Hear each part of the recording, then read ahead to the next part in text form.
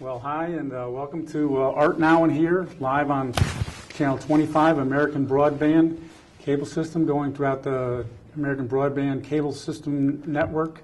It's a rainy night, and appreciate everybody tuning in. And today, we're honored to have a great guest, the esteemed state senator for the 20th District and former First Selectman of East Lyme, Paul Formica. How are you? Well, welcome to Art Now and Here, and hey, this almost constitutes election coverage. Oh, yeah, well, we're halfway in between, but it's great to be here, and thank you for giving me the opportunity to share some time with you. Yeah, this is really great. As a means of introduction, Paul, talk about your life in public service. Well, my wife and I started the Flanders Fish Market back in 1983, and we raised our family there and our children. We had 4 kids under 7, and you do all of the things you do when you have 4 kids under 7, you know, Little League and soccer and music. And as we began to get involved in the community, I began to get involved in things like the Kiwanis Club and the Chamber of Commerce, focusing on business in the town of East Lyme. In those days, we had an East Lyme Chamber of Commerce. I was president of the chamber one year, and I read in a Niantic News, which was our Thursday paper, that came out and said there's this new restriction on side yard setbacks that the Zoning and Planning Commission was considering. And I went down to Town Hall and I said, hey, what's going on with this? And they told me, well, don't worry about it. It's not going to happen. And I said, okay. The next week I opened the Niantic News and it had passed 6-0. So I went down there and said, hey, what gives with this? And the planner said, well, you know, you knew it was out there, so you should have done something about it. So a friend of mine, Andy Pappas, who owned Constantine's at the time, we ran for zoning. We both were elected, and in a bipartisan effort together, we rewrote the regulation with something that made more sense. Was good for business, good for residents in the neighborhood. In those days, you know, the commercial district was beginning to creep into all the residential areas in Niantic. It was in the early 90s, so there was some concerns about having a business next to a residence. So we instituted some good, I think, solutions to that, and I ended up spending 8 years on zoning, the last 2 as chair. Wayne Frazier, as first selectman at the time that I completed that, asked me to move over to finance. I got elected to the Finance Commission, served on that, and subsequently, I was elected first selectman after 8 years on that. So that's kind of how it went quickly. Right, and now you're the state senator for the 20th District, which represents 8 towns and really a large geographical area. It is a large geographical area. You know, as first selectman, I had the opportunity in 2012 to run for the United States Congress. I was the Republican endorsed candidate here in the 2nd District. And talking about a large district, 64 towns, you know, the whole eastern half of the state of Connecticut, it was a bear, but it was a wonderful opportunity. And I told my kids at the time, you know, what a great country that you can start a small business with nothing but a little bit of lint in your pocket, and 29 years later have the opportunity to run for the United States Congress. It just really makes this the greatest country in the world. And I ran, I lost, had a great race against Joe Courtney. We were both very respectful and talked about the issues, which is what I believe should be the philosophy of people who run and serve in elected office. And then, you know, last year in the open seat when Senator Stillman retired, I ran and was fortunate enough to be elected to the 20th District. And the 20th District includes a portion of Old Saybrook, Old Lyme, East Lyme, Waterford, New London, and then across the top a portion of Montville, Bosra, and Salem. So it's a great and beautiful district, and I think the best district in the state. Now, under your leadership, I know it will only get better. So as a state senator, you're in a different political arena than as the first selectman of East Lyme. Talk about what are some of the differences between the government and the form of government and your day-to-day job in the state senate as opposed to your work as a first selectman. Well, the first selectman in East Lyme has a variety of duties, and you're the city manager. You manage all the employees and the buildings. You're responsible for all the vehicles and the roads. You have all the ceremonial duties of a mayor. You're administrative chief of police because we have a resident trooper program, so the first selectman becomes the ad hoc chief of police. And you're chairman of the Water and Sewer Commission. So as such, you know, your schedule is your own to put together, and it's a very intensive job. It was, you know, 7 days a week, many nights, 24 hours a day, but very rewarding in the sense that, you know, you're able to kind of generate ideas, bring ideas forward, and if the community was receptive, then, you know, they were implemented, and we were fortunate that some of the ideas that I brought forward, you know, made some sense and were implemented. You know, elected to the state senate, your schedule is not your own. You know, you become one of 36. In this case, there are 36 senators in the Senate. This year, 8 were newly elected. I was the only party switch from, in my case, Democrat to Republican. So the breakdown is 21 Democrats, 15 Republicans. So now I'm in the minority, so, you know, I don't make the decisions.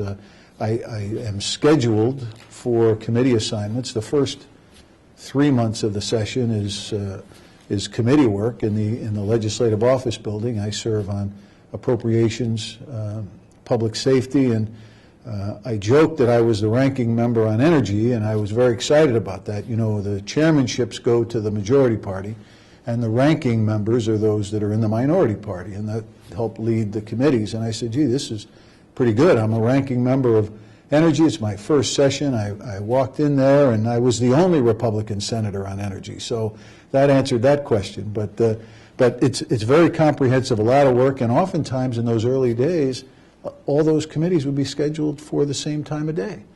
So you're trying to understand a new process, and I have an appropriations committee in one room and an energy committee in another. So that's the big difference, was the managing of the schedule and working it around. But it's a great and wonderful opportunity, but in a little bit different fashion than first selectman. And it's interesting to note, too, the committee is not just energy, but it's technology and energy. So it almost sounds in my mind that it's 2 committees. Yeah.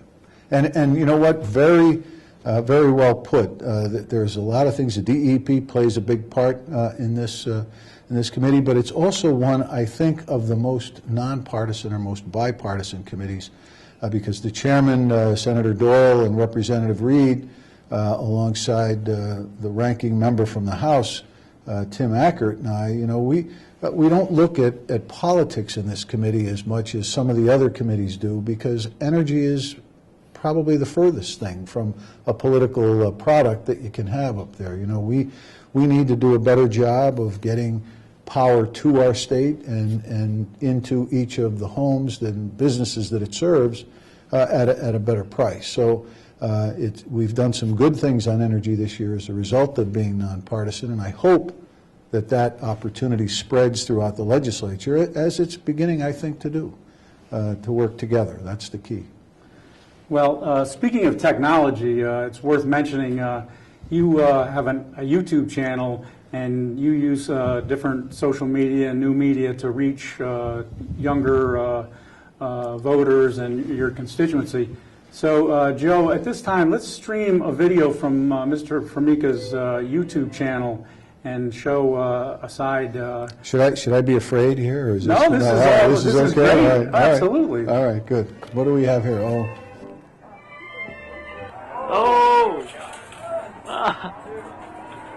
I'm working for the campaign because Paul's just a great guy to be around. I've been going to the fish market for years. You know, he's a business owner who knows firsthand what it's like.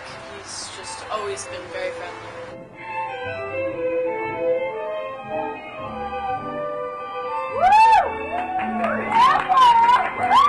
Woo! think we should have common sense business leaders in Washington to bring back, for us young people, an economic opportunity that we no longer have these days in order to provide a better future for us. And I think that Paul Formica is the kind of guy to do that for us.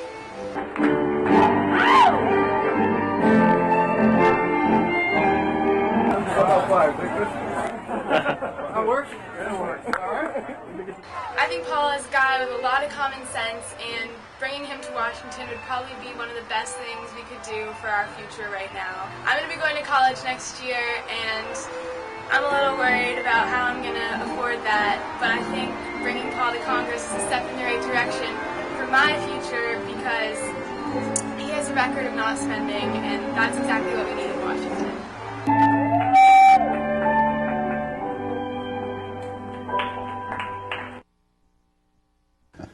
Well, you gotta love a politician that has a YouTube channel. You got my vote with that. That I think is just great. The video is great. Great to see the young constituency engaged in politics there, and you look pretty good on the dance floor. Well, you know, that was my first tango exhibition some years ago. That was the clip that I ran for Congress in 2012. And we had the great opportunity to have a young man by the name of John Kleinhans, who's going to be a mover and shaker, and has proven to be so. He was the campaign manager and brought with him, I think, 40 of those young people that you saw there. And it just energized our entire campaign, and it kind of made me mindful of why we do what we do and why we need to be better in the state of Connecticut to kind of keep those young kids here when they go to college.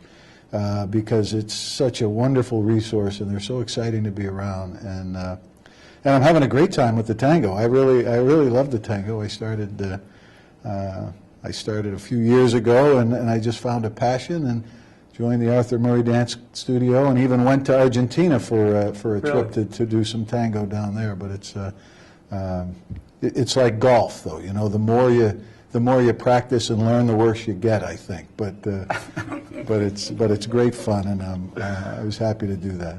And you look pretty good on the pull-up bar. That's sort of part of the life of a politician, though. State fairs and taking in some of the ambiance. Well, state fairs, and I think that was the Army recruiting booth there. You know, so I had to kind of see what I could do there. I think it made me look better by replaying the tape all the time. But I don't know how many of those I actually did. But it was fun to do, and one of the great parts about crisscrossing the 2nd District and doing what I do, not only, in politics, but in business, is really meeting the people and working with all of the people that you see every day. And we have such a great state, from young to old and in between. So, we really got to work hard to bring everybody together and everybody relax and enjoy things in the state, because we are a terrific state.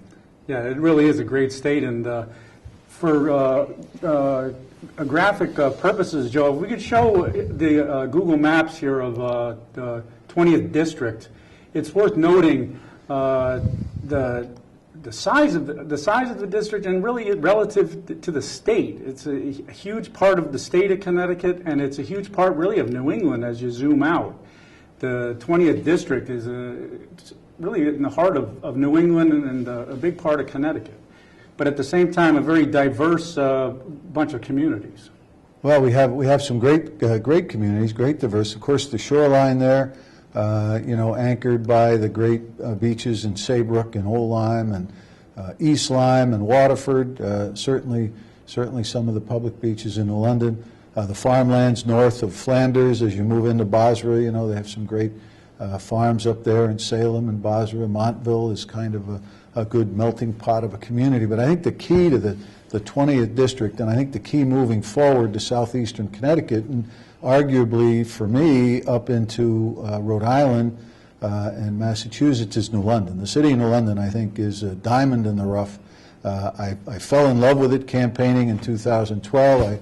I am still in love with it. I imagine myself living there someday. After the kids kind of move out and get settled. It is a beautiful street, Bank Street, State Street. The architecture is there. And I think if we can get that off the ground with all of its assets, the port, the rail, the downtown, the National Coast Guard Museum coming. I think New London is poised for an explosive growth. So the first thing I'd like to do over the next year or two is really work to get the infrastructure, water and sewer and you know, the magnet school system, get all of those up and running to really highlight New London. And once we do, I think it's just going to spread like wildfire, and New London is really poised for a great renaissance. And it's full of, you know, art and dance and business, and you know, it's just a wonderful place.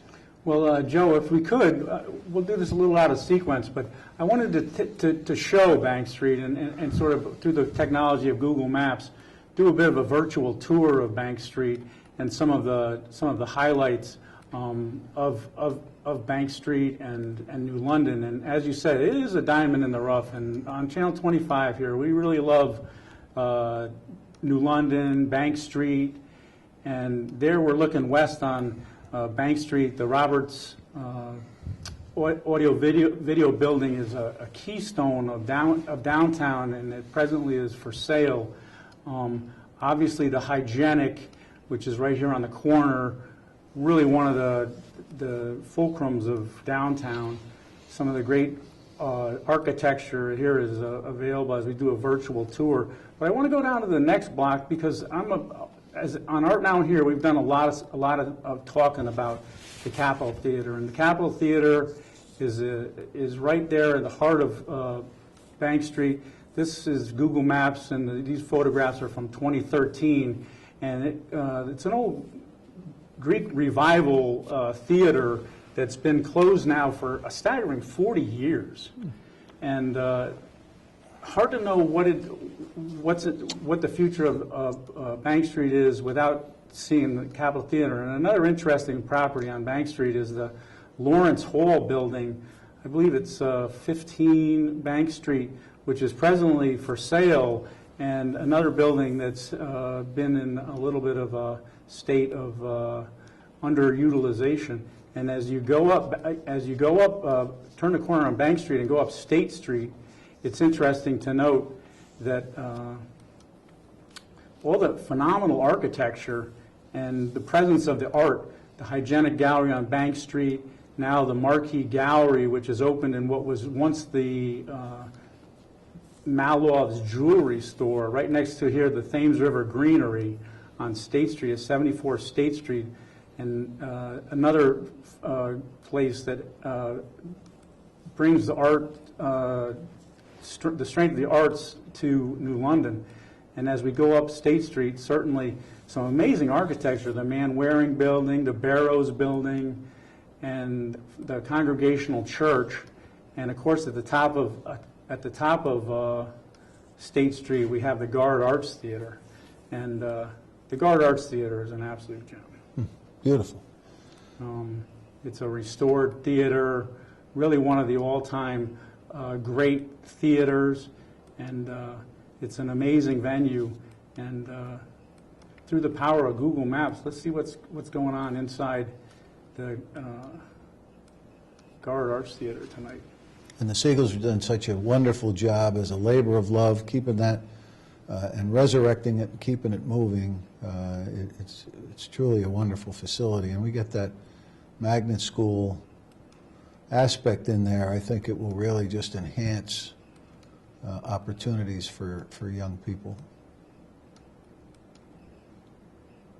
The Gard Arts Theater is, as you can see, just an amazing facility, and one of the real strengths of New London. And it's really great, and it would be fun to see the Gard Arts and maybe the Capitol Theater all together as part of the whole Renaissance. I think that it'd be phenomenal to see. And the lobby of the Gard Arts, as you can see here, is really just phenomenal. Well, anyway, thanks, Joe. I appreciate it. A little virtual tour of New London and Bank Street and State Street, and great to hear you speak of New London as a diamond in the rough, because I think everybody here on Channel 25 loves New London. Everybody who has been down there certainly sees the potential, sometimes gets frustrated by the lack of progress, but I hope we're entering a new era for downtown New London. Well, I think we are, and I think certainly having the coming National Coast Guard Museum there is going to give it a big shot in the arm. But I think it will really highlight what we have already there, and the Tiger Grant that the Council of Governments and Congressman Courtney's office worked on to try to increase the opportunities available from that port. The efforts of the state of Connecticut and the Port Authority to kind of upgrade the port of New London. But that Tiger Grant would refurbish the tracks that go north and south between New London up through Stafford Springs, up through Willimantic, Stafford Springs, eventually up to Montreal, left and right to Boston and points west. And that would give an opportunity for a lot of the product that comes into the port to be distributed without having to go by truck. And I think once we get that, there's an opportunity, I think, down the road for potential passenger. Feeds a lot of colleges up there. At one time, there was a casino scheduled or considered for Palmer, and so you never know what will happen. But as we resurrect rail, we need to resurrect freight, which picks up a lot of business opportunities in the corridor, opens up some opportunities for job and economic developments in the Willimantic and Columbia and Norwich area, and I think that's kind of the low-hanging fruit. So we kind of get that going, and boy, I think we got a lot going for us in the London. Yeah, and there's a bunch of really neat towns all up the 395 corridor. I was up in Stafford Springs. I'd never been to Stafford Springs. I went up to Stafford Springs. I was part of essentially it was an art stroll. I thought it was a great concept. It was a sort of an exhibition that was dispersed throughout 8 different establishments.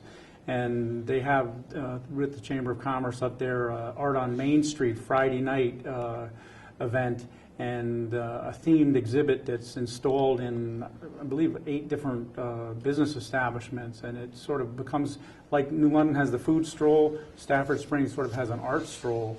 And I think it would be a great concept to bring to New London, too, not only the food stroll, but an art stroll where the Marquee Gallery, the Hygienic, Espressiones, the Firehouse Square, the art installations in Harris Place, as well as, of course, the Guard, which also has its own gallery, and create an art stroll in downtown New London to connect all the different great art venues down there.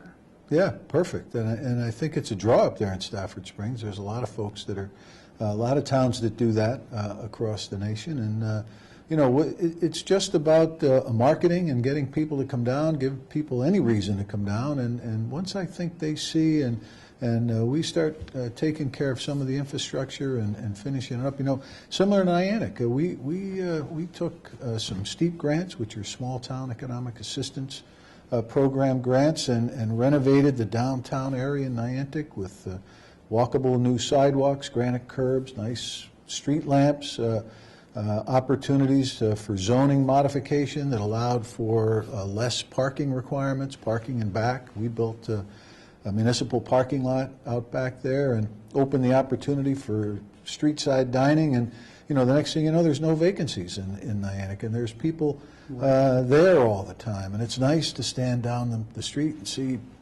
heads sitting in all of these little outside dining areas and people being vibrant there. And there's no reason why that can't happen in New London. There's, we have a lot more in New London to offer than the small downtown village in Niantic, and it's well. Yeah, Niantic is certainly, it's a very polished gem. Yeah. And to the credit of government in Niantic, they've done things with an ecological point of view very much in mind, most notably the runoff down at Hole in the Wall Beach and the irrigation project that I know was underwritten by some grants down there. And now the boardwalk, the Niantic Bay boardwalk, is nearing completion, and there's a grant to build and extend the sewer lines and water lines to Sini Beach, so that'll have a great rest room facilities, not only for the Sini Beach, but also for the charter boat business. Well, that town dock down there at the Ennicini Park is was designed to support the local fishing industry, which is, of course, dissipated over time. and it's got some, some great fishermen down there. But we, as the other end of the boardwalk, the eastern part of the boardwalk where it dumps out, we renovated that parking lot, brought it up to 139 parking spaces. The steep grant, as you say, that should be one of the final pieces of the puzzle, brings the water and sewer, which ends at Boats and Corporate right now, down the driveway down into the park, so we can put a restroom down there, service the party boats down there, but also service the expanded beach that occurred when the Amtrak new bridge came in. And that new bridge came in 58 feet. They built it 58 feet to the south or out into the Sound, causing the modification of the boardwalk as they had to move the track. So Amtrak built, replaced the first half mile of the track on their nickel, and they incorporated it into the track design, giving it 100-year storm protection.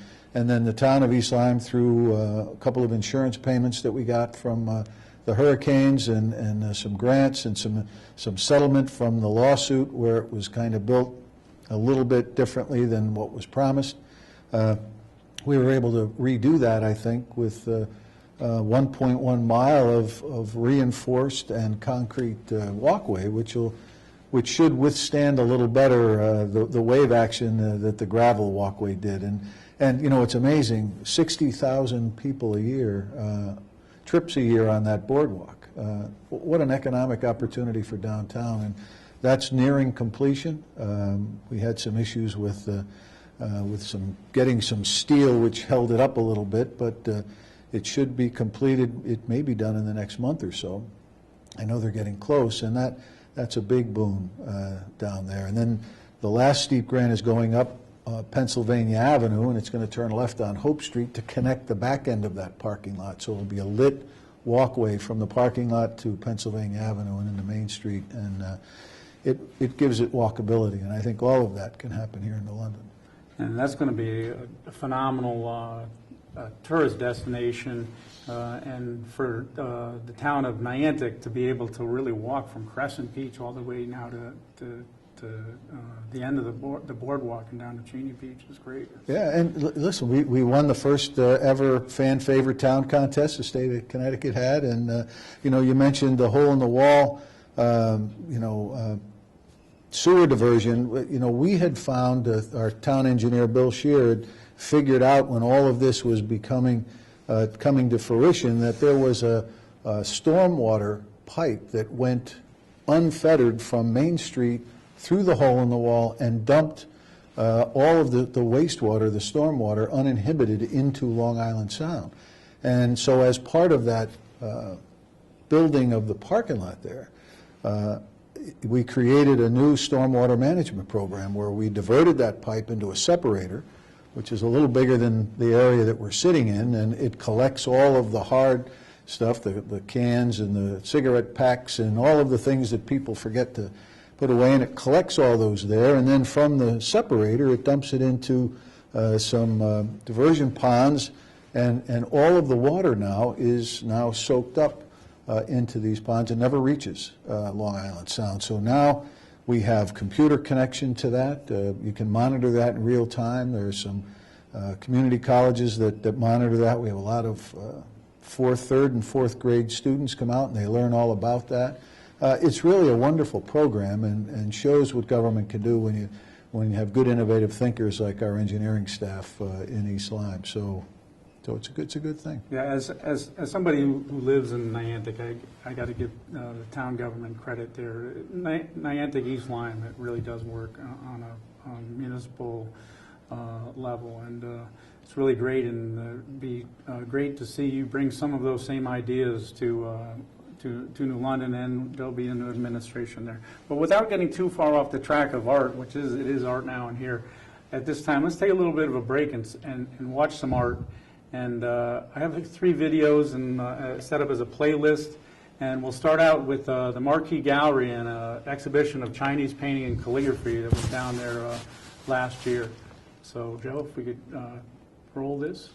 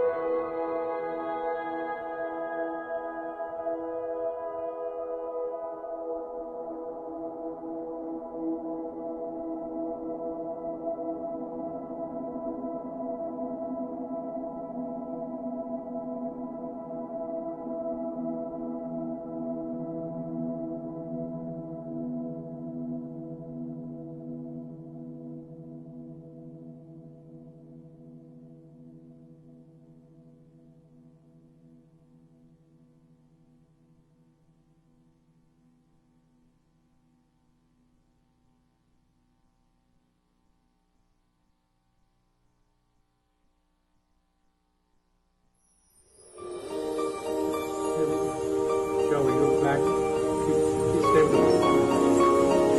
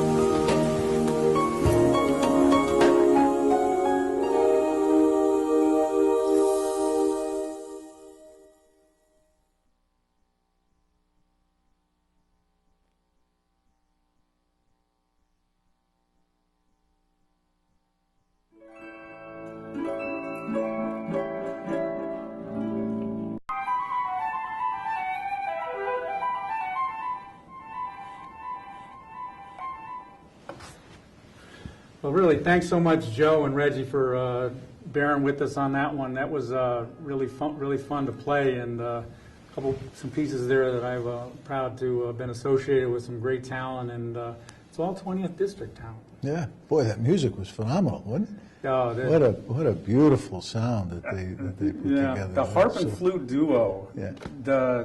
I hope I could. I don't know if I entirely did them justice too in the recording. I think I could do better. Well, I'm going to be doing some couple pieces with the Coast Guard band flute and harp duo upcoming. We're going to shoot up at the Slater Museum on the campus of Norwich Free Academy, and there's a warmth to their sound in person that is unbelievable, Yeah. and they're just really great. Obviously, represent some of the very best of New London has to offer. And thanks so much to the Lyman Allen, the Coast Guard band. Big resources, big art resources of the 20th District, and thanks for watching those, Paul. Yeah, and let's hope we can keep the band here. Yeah, they're great. Yeah. They're great, and they have all these ensembles that get out in the community too. Well, we have a few minutes left, Paul. Let me ask you, the upcoming elections, what are some of the issues and ideas and things you're looking towards and are focusing on with this election that's coming up next Tuesday? Well, those are the municipal elections. I'm not the state elections or the following year. So I think what you're looking at is trying to get cities and towns more in control of their budget, more in control of economic development, and making each individual community kind of a better place to live. And there's some issues around dredging that are occurring in a couple of the communities. There's certainly issues around transportation that have to do with the modification of not only I-95 and Route 85, and we talked a little bit about the things we'd like to do in New London, but rail and all of those things, Shoreline East, we need to kind of beef up. So I had a meeting with the commissioner of the DOT the other day to talk about how we move things through the future. And small town first selectmen and mayors are the workhorses of government. They do all the hard work, make all the hard decisions, balance budgets, and are directly accountable. And that's one of the biggest differences between local leaders and going up to the state. Certainly when you get down to the federal, people used to be able to walk into my office and say, "Hey, I got a pothole right in front of my driveway. What are we going to do about it?" And the farther away you get from your constituents, it becomes a little more difficult to do. But so there's a lot of hard work, a lot of hard campaigning going around the last 6 or 7 days of the local campaign with the votes next Tuesday. So, well, this time, not to get too far ahead of ourselves, but this time next year we'll be electing a new president. Let me just throw this out on the table. Who do you think will be the next president of the United States? Who do I think? I don't know. We have a wonderful opportunity in this country with media, doing the things like you just showed we're able to do to bring a little bit of culture and history of different era, that you did so gracefully with that 8 minutes. But the process later on this evening, there's going to be a Republican debate. And, Mr. Trump, whatever you think of Mr. Trump as a leader, and I'll reserve judgment of that, he has brought attention to the process. And he's brought attention to the issues, and they're being discussed in ways that they've not been discussed before. And when you have the kind of ratings that both CNN and Fox and everyone have enjoyed because of Mr. Trump's involvement, that only benefits the American people, because it gets the other folks out there, and people can make a better and more well-informed decision. So, I would think that Hillary has kind of gone through some interesting dynamics in her campaign, and who knows what's going to happen as she gets through those kind of issues that she's struggling with. But I would imagine if she's the Democratic nominee, she would probably be the front runner in any competition with Republican. I kind of like Marco Rubio myself. I think he's very talented, and he brings a lot to the table. But any of the Republican nominees, I think are qualified, and that'll begin to thin out as things move over the next few months. You see, Dr. Carson has taken over the lead in the polls from Mr. Trump. So, it'll be an interesting thing as some of the longtime career politicians, I think will begin to rise up a little bit. But I think they have to be mindful that people are tired of the status quo, and they want people representing them that are going to implement solutions and not talk about them. So, needless to say, it'll be interesting to see in the elections that are coming up here in the next week. New London will have a new mayor going forward. So you'll be in partnership with a new mayor down there, and it'll be interesting to see. There's Mark Nickerson is running for the seat as first selectman in the town of East Lyme. He's somebody who served with you, and I was interested to see the number of different campaigns that are ongoing in East Lyme. There are just a lot of people running for different elections, and there's a lot of signage in East Lyme. East Lyme has always been wonderful in in getting a lot of signs out. That's certainly the case. I always used to be somewhat mortified having a 4-by-8 foot picture of my face on the side of the road there, but I'm getting a little old for those kind of close-ups. But you know, there's a lot of things that are going on, East Lyme. Some years ago we changed the charter so the first selectman candidates used to, when if they had it, the loser, if had enough votes, would serve on the Board of Selectmen if they're in the top 6. Now the first selectman loser is out, and there are 5 seats remaining, so you have 6 people running, so there's competition for that last and final spot there. But the Board of Education is an interesting race this year, as where East Lyme is looking at the renovation of schools and how that's going to be managed and what's going to happen with that, and I think the Board of Finance. So there's a lot of folks that are very active, and there's zoning issues. But East Lyme is good participation. I think the key in all of the small towns throughout the state of Connecticut is that whoever wins afterward, it's really important just to put down the party affiliation, reach across the aisle, and just work to get done what is best to benefit the people that live in their particular town, because together we're one region, we're one state, and we need to work together and come together to make sure that those decisions are the right ones. Well, Paul, thanks so much for coming here on the show today. You've brought some credibility to the show, and certainly been phenomenal to have you as a guest, and really interesting to talk to you. I just want to ask you one last question as we're running down to the closing moments here on Art Now and Here.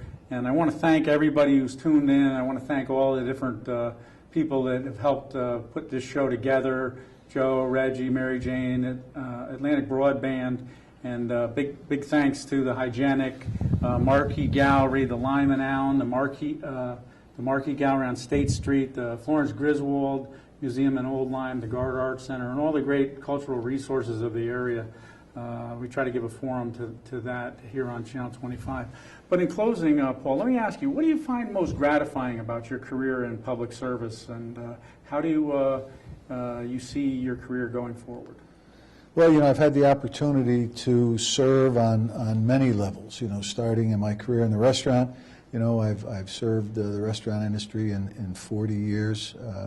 You know, I've been able to raise my family in that environment, and they are taking up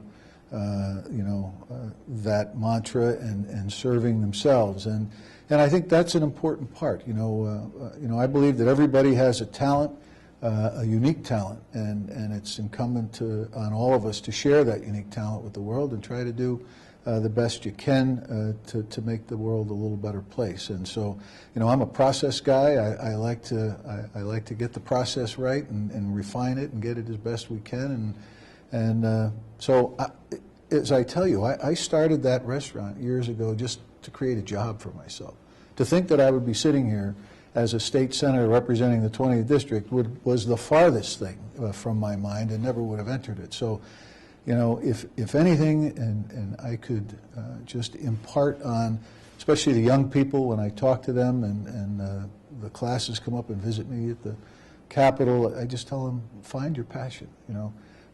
Find what it is that makes you tick inside and makes you feel good to give, and if we can do that and help solve some of the problems, bring people together on the state level as we have on the local level, that's really my goal, to try to have everybody working toward one direction. And we have some signs of that this week. The governor has invited our party in for discussions on the budget, and we hope that that's the beginning of a new era of cooperation. And so I'm excited to be a small part of it. I'm grateful to all the folks out there who had confidence in me to vote, to give me that opportunity. Thank you for, letting me see some of this stuff. I think you brought credibility to me here. I don't think it was the other way around, but it's some wonderful, it's good to highlight on this, this art and culture that you do, because I don't think it gets enough credit here in New London, and that's going to be what turns us around. So I'm looking forward to working with everybody to make southeastern Connecticut a great place. So I hope you'll have me back. Absolutely. The invitation always stands, and I can't tell you how thankful I am that you were made it out here on really a rainy night and made hopefully an interesting hour here of Art Now and Here. Thank you so much, Paul. Thank you, Atlantic Broadband, Joe, Reggie, Mary Jane. Always big thanks. And with that, I'm going to say this is Art Now and Here, over and out.